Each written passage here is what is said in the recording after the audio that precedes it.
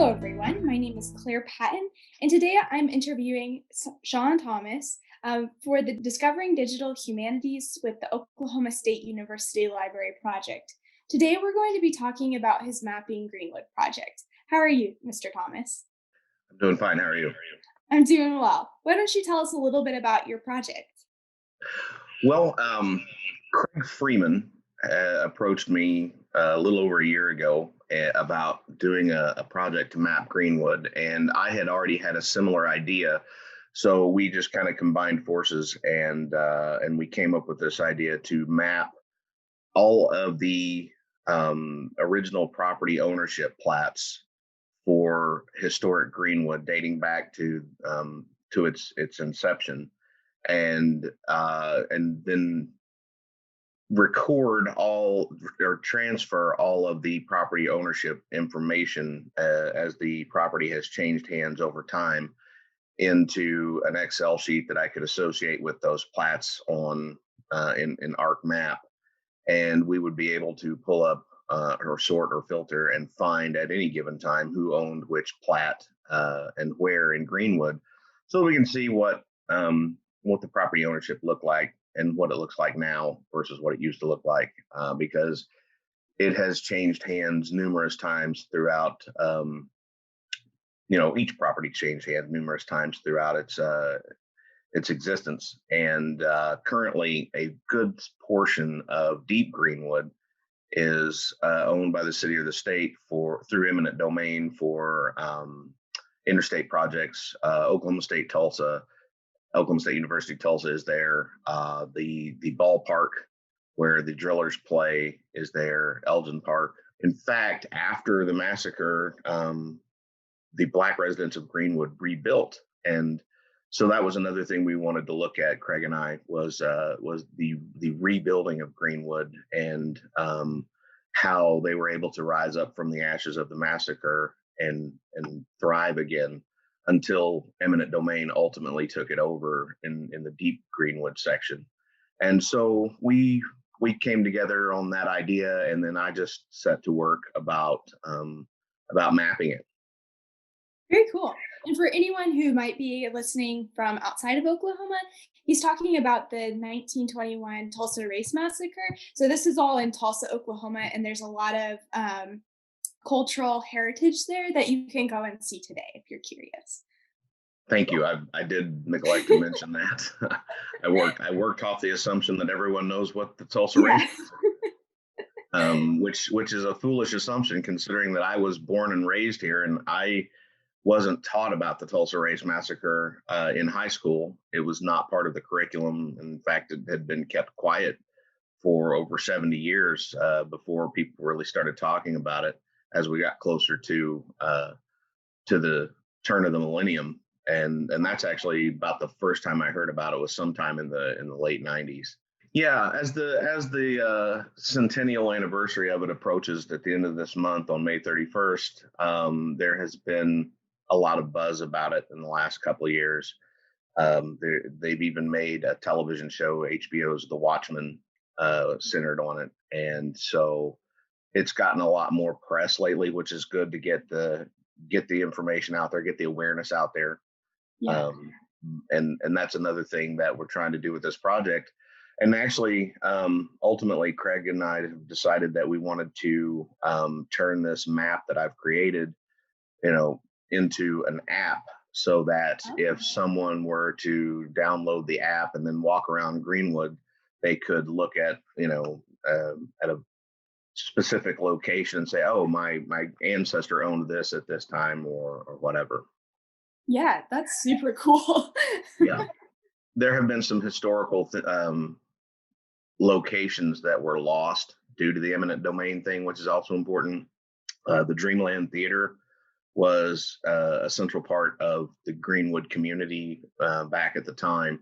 It was the first theater in Oklahoma that Black Americans could go to and watch a movie, and it's now the location where that was is now under I-244. Mm, that's So, sad. well, and that's one thing that this project also does is it marks historic locations so that people can see where things were.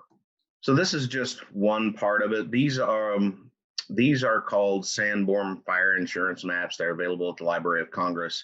And what I had to do here was geo-reference them onto an existing map of Tulsa, and you can see I-244 running right through here underneath the Sanborn maps.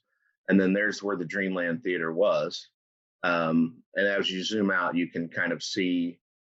I've got a few more Sanborn maps placed here and there. I was actually altering this project recently for another professor who wanted to have some historic Greenwood residents placed, and so I placed like this. These yellow dots represent the residence and business of a Black woman named Mary Parrish during the 19 teens, just prior to the massacre. And so this intersection right here is Greenwood and Archer in Tulsa, and this represents what was once called Deep Greenwood. It was really the entrance to Greenwood. The actual entrance is closer to these tracks right here, these railroad tracks, and then anything north of those railroad tracks was considered Deep Greenwood. So, but these Sanborn maps are really cool because they show a great amount of detail in terms of the buildings that were there.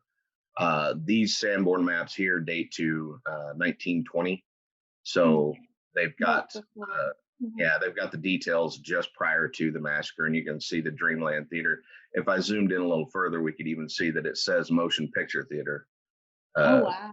Motion pictures right there. Yeah. So the Sanborn maps are really, really cool. They show a great amount of detail, where the plat maps that I placed on the map to associate ownership with the there. So these are the plats that I digitally recreated, and you can see even Greenwood Avenue has changed shape over time. These are the plats that, I mean, you could even see them on the Sanborn maps. They were outlined on the Sanborn maps, and you had the Dreamland Theater there. But this is what the original plats would have looked like before all of the eminent domain and everything really took over. So, anyways, that basically sums up the project as I worked on it, and the app that I've created. It's still in beta, but it doesn't have the Sanborns on it. I don't know that it ever will, but it will eventually, I think, have some historic photographs tied to it, so that not only can people see the plats, but they can also see some photographs associated with that particular property, some historic photographs. Yeah, that would be really cool. I would download that app. So, why is this project important? How does it help our understanding of Greenwood, and how does it help retain this massacre in public memory? Well, I think one of the things that this project is geared towards is helping people with their collective memory of Greenwood, helping the residents, the local stakeholders of Greenwood, with their collective memory, so that they can have a reference to tie their ancestry to. And for me, just from my perspective, one of the things that I hope it accomplishes is that I hope it shows the value of the properties as they existed previous to the massacre, and then the value of the properties after the massacre. There's a lot of generational wealth there that was lost because of the massacre. That the land was all of the buildings were burned to the ground. Everything that we just looked at was completely razed, and so there was a lot of money tied up in that, and a lot of money lost because of that, and that's generational wealth in itself. And then the fact that the residents of Greenwood had to rebuild it on their own without any outside help because the city of Tulsa and the county of Tulsa refused any outside help when it was offered, essentially saying, nope, we've got this. And then they didn't give any money to the residents of Greenwood. Plus, they classified it as a riot for decades. And because of that classification, the insurance companies didn't have to pay any claims in the Greenwood area because they had the clause in their insurance policies that if it was destroyed due to riot, then it was not a legitimate claim, which of course it was not a riot. It wasn't, in fact, a massacre. So when the residents of Greenwood rebuilt, they really rebuilt it by pulling themselves up with their bootstraps to get it done, and that costs a lot of money as well. So when I think of it, when I think of this project, from my perspective, I hope that it just demonstrates the amount of generational wealth that was lost due to just the massacre. And hopefully that will make some kind of a case for reparations. Yeah, yeah, that's a really sad history, but important to remember. Um, so how did you go about designing this project, and what sources did you gather to make your maps? Other, we mentioned the Sanborn maps, but Yeah, I used the Tulsa County Clerk's office. All the information that I gathered for this project is available to the public. It's public information. Tulsa County Clerk's office has all of the historic plats, but of course they were hand drawn back then, and they are they are not uniform. I'll just put it that way. There's a lot of distortion in them, and so it took some work to get them laid out where they should be in the real world map of today. But they're there now, so we can hopefully use this information. And that's another thing that this project does accomplish is it takes that historic data and digitizes it, and including the property ownership, which was all handwritten documents that are being transferred one line item at a time into an Excel file. That's probably the most laborious task of this entire project, but I do intend to make that Excel file available to the Tulsa County Clerk's office as kind of a gift to them so that they can have that information digitized. yeah.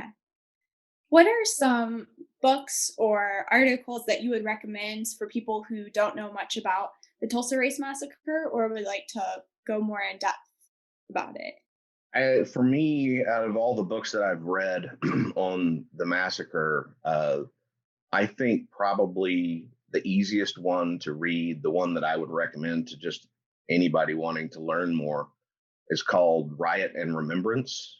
Um, it's it's got a really good style to it. It was written actually not by an academic, but by a journalist, and but it is really well researched, and very accurate. But it was written by a journalist, so that makes the narrative a little more easy to follow. Yeah. All right. Well, thank you so much. You bet. Thank you.